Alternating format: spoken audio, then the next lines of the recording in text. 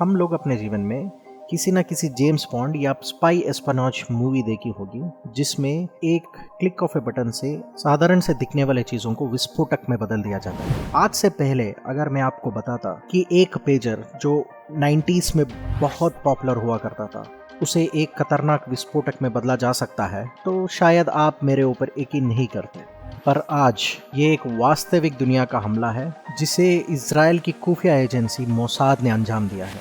आगे इस वीडियो में मैं विस्तार से बताऊंगा कि ये कैसे हुआ होगा, सो प्लीज बकल अप।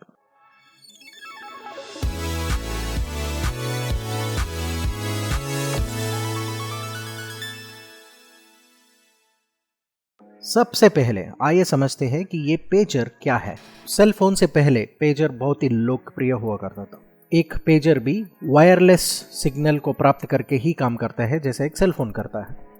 एक पेजर एक निश्चित फ्रीक्वेंसी से जुड़ा हुआ होता है और अनिवार्य रूप से एक तरफा संचार उपकरण है। इसका मतलब है आप इसमें सिर्फ मैसेजेस भेज सकते हैं। एक पेजर में संदेश सिर्फ कोड के रूप में ही भेजा जा सकता है।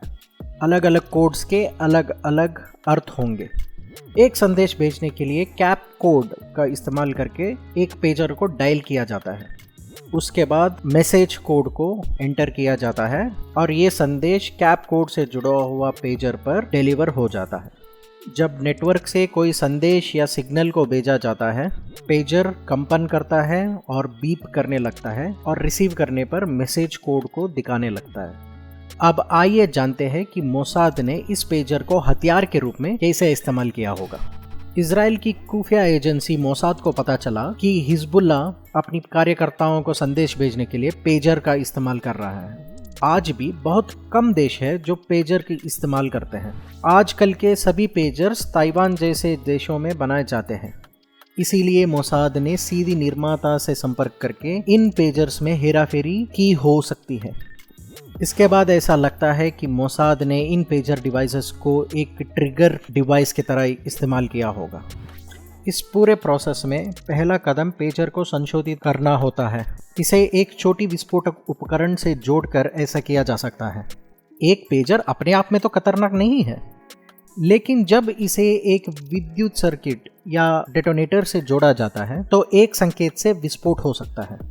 आप मानो या ना मानो, इस तरीके की खूबसूरती या हरर इसकी सरलता में है। मोसाद ने पेजर को किसी खास कोड के साथ पहले ही प्रोग्राम किया हो सकता है या इसे किसी खास संदेश के साथ जोड़ा हो सकता है। इस पेजर का उपयोग करने वाले व्यक्ति को शायद ये भी पता ना चले कि क्या हो रहा है। संदेश पहुंचने पर पेजर उससे जुड़े डेटोनेटर को इलेक्ट्रिक पल्स भेजता है जिससे विस्फोट हो जाता है। तो मोसाद बिना किसी संदेह के इस संकेत को कैसे भेजता है? खैर, पेजर बहुत ही खास फ्रीक्वेंसियों का उपयोग करते हैं और सही उपकरण के साथ आप उन्हें मीलों दूर से भी ट्रिगर कर सकते हैं। मोसाद किसी सुरक्षित पेजर नेटवर्क को हाईजैक किया होगा जिससे विस्फोट संकेत ठीक उसी समय भेजा जा सके जब लक्ष्य नजदीक हो।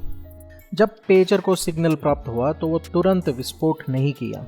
यह तब तक बजता और वाइब्रेट करता रहा जब तक कि लक्ष्य ने पेजर को अपने हाथ में पकड़कर उसको बंद करने का प्रयास नहीं किया।